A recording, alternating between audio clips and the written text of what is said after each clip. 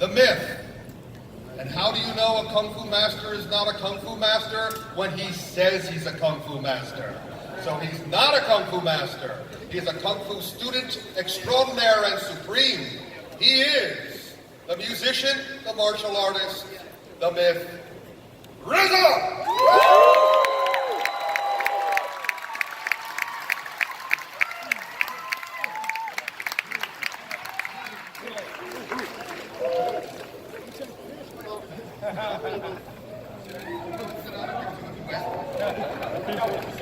Sit down and stand up.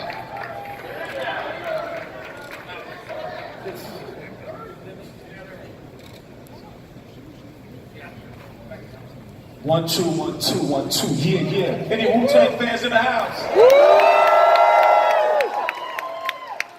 Shaolin fans in the house. You're lying. Anyway, RZA. What's going on, man? Buddy, I'm here to talk to you about your love of Kung Fu films, martial art movies, right? Guaranteed. Right. When you started, everybody I know goes right for Bruce Lee. There you go.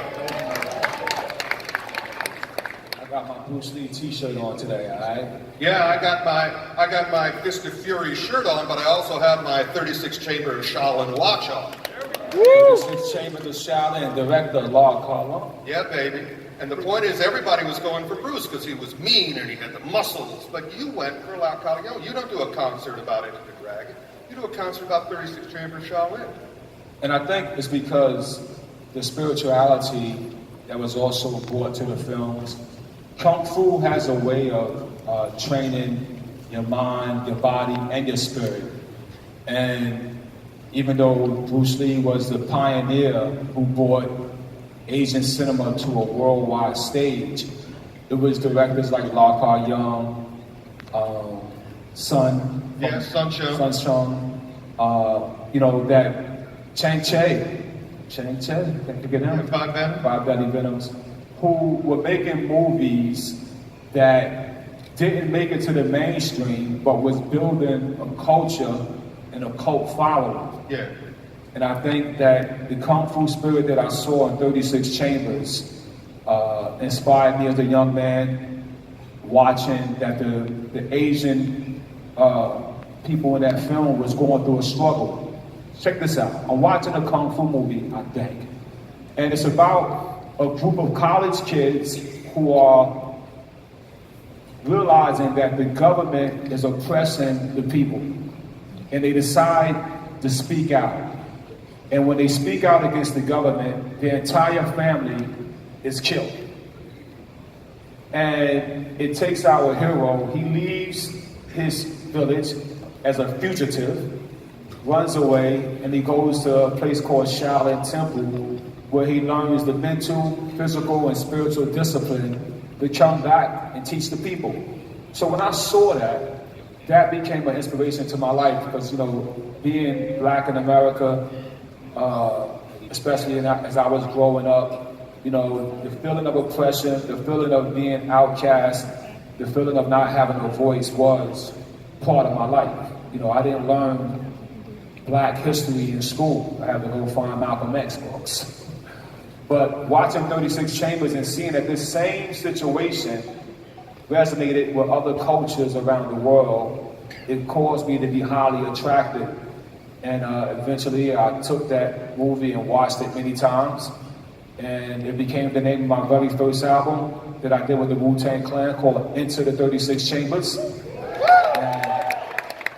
the rest of it became hip-hop, music, Kung Fu history. Yeah, man.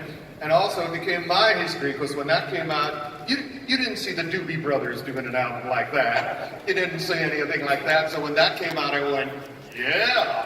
So so it went into your music. Where did you see the movie in the first place? I saw it on a place called 42nd Street in New York City, Times Square. Anybody know about that place? Anybody watching that new TV show called The Deuce? Yeah, that's right. Well, that's where it took place at. They had a lot of Kung Fu, black exploitation film, double features, and I would play hooky and go watch movies, and I saw it there. Yeah, did you continue with La Calhoun and the rest of it, and did it continue to inspire your music? Definitely. I mean, he did movies like Spiritual Boxer, Legendary Weapons of Shaolin, Shaolin Mantis, 8 Diagram Pole Fighter, My Young Auntie, Mad Monkey. Mad Monkey. I met my young auntie. I'll show you the picture of me with her later. She's a pretty lady. Oh yeah, Carol Hoy. See, one thing we gotta hear, Rick has written many books about martial arts, movies, kung fu movies. So if anybody wanna get a good foundation on which movies to watch, definitely grab one of his books. But we should point something out here, Rick. Yeah.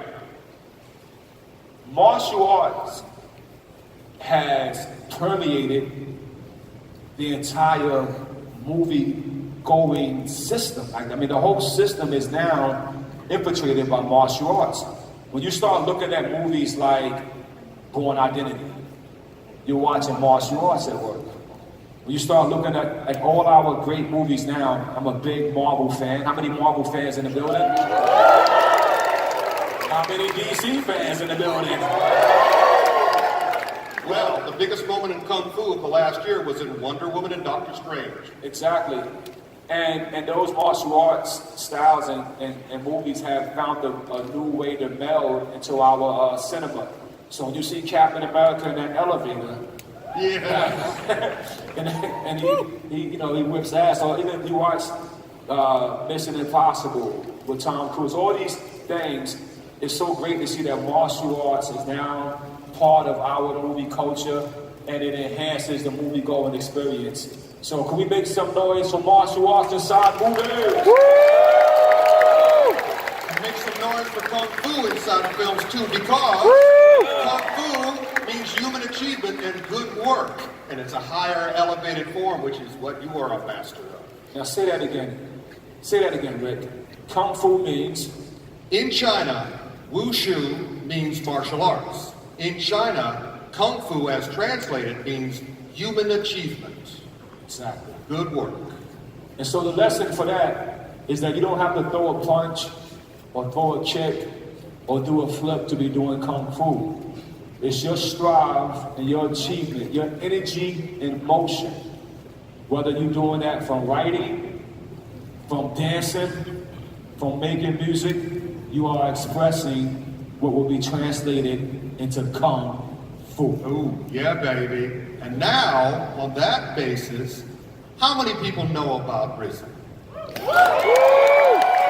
How many people don't know about Risen? Oh, there we go. Both of you, watch this.